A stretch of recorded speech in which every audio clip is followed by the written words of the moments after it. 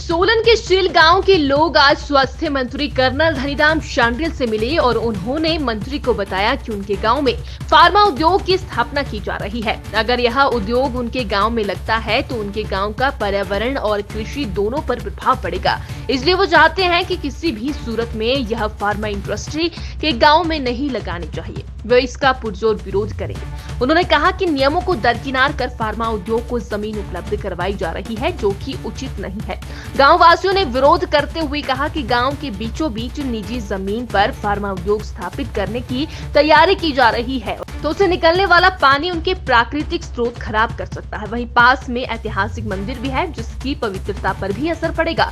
उन्होंने कहा कि उद्योग से निकलने वाला धुआं और केमिकल उनकी खेती को भी प्रभावित करेंगे, इसलिए वो इसका विरोध करते हैं। ये कंपनी किसी भी सूरत में यहाँ नहीं लगनी चाहिए। उन्होंने कहा कि बेशक फार्मा उद्योग गांव को रोजगार उपलब्ध करवाएगा, लेकिन ये रोजगार युवाओं का जीवन भी रोगी बना देगा। हमारे गांव में शील गांव में ना जी एक फैक्ट्री लगने जा रही है, जिसका ग्राम पंचायत तोप की वेड़ आती है, टेंडर आता है। तो हम उसका पूरे जोर से विरोध करते हैं कि बीच गांव में हमें फैक्ट्री नहीं चाहिए, क्योंकि उसके साथ मंदिर भी है, घर भी है, आने जाने का रास्ता भी है, और हमारे पास आई पाइप पर पानी भी नहीं है। हम बावड़ी से पानी भरते हैं, ले जाते हैं। मंदिर भी डेली आते हैं, दिन के 10 बारी। तो हमें दिक्कतें होंगी। वैसे भी इतनी एलर्जियाँ हैं, हम किसान हैं।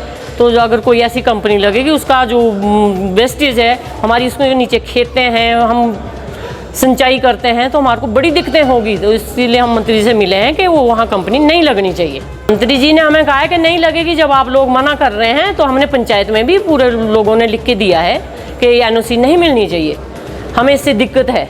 रोजगार बढ़ेगा, जिंदगी भी तो आधी रह जाएगी हमारी। पोल्यूशन सारा आएगा, वेस्टेज सारी आएगी। खेतों में हम सिंचाई करते हैं, खड्ड साथ में है, बंदा हमारा साथ में है, तो उससे कितने नुकसान होंगे। डेली आना जाना है, लड़कियों ने आना जाना है, महिलाओं ने आना जाना है, तो उसका नुकसान होगा हमें।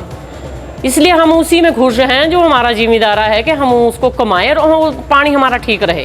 धनीराम शांडिल जी ने हमें आश्वासन दिया है कि कहीं भी रिहायशी जो एरियाज़ हैं वहाँ हम इस तरह की इंडस्ट्रीज़ नहीं लगाने देंगे।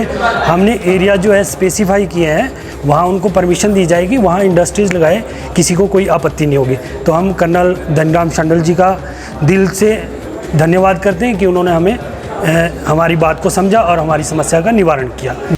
उमेश शर्मा, मैं मीडिया कोऑर्डिनेटर भी हूँ कांग्रेस का। आपकी आज के टाइम में इंडस्ट्रीज़ की बात करते हैं। इंडस्ट्रीज़ जो है, वैसे तो आपकी एग्रीकल्चर जो है उसको सबसे बड़ी इंडस्ट्री कहा जाता है, और एग्रीकल्चर के ऊपर ही पूरी दुनिया टिकी हुई है।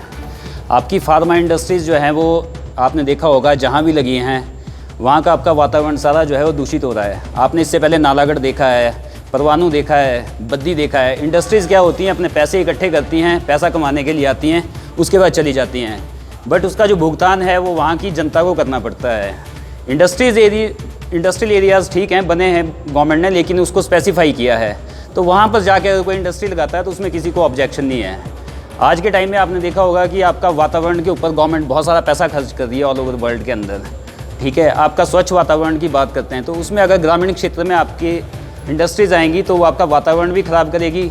आपके नेचुरल रिसोर्सेज के ऊपर गवर्नमेंट जो है करोड़ों रुपये खर्च कर रही है, डेली उसके ऊपर सेमिनार हो रहे हैं, और अगर उसके बावजूद भी हम जागरूक होकर सरकार का साथ नहीं देते हैं, ठीक है, और अपने गांव वालों का साथ नहीं देते हैं, तो सबके लिए प्रॉब्लम होगी। क्योंकि हमें क्या करना है, हम जो भी काम करते हैं वो भविष्य के लिए करते हैं।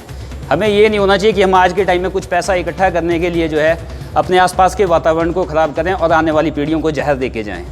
तो सरकार भी इसकी तरफ सचेत है, सरकार ने इसकी तरफ कदम भी उठाए हैं।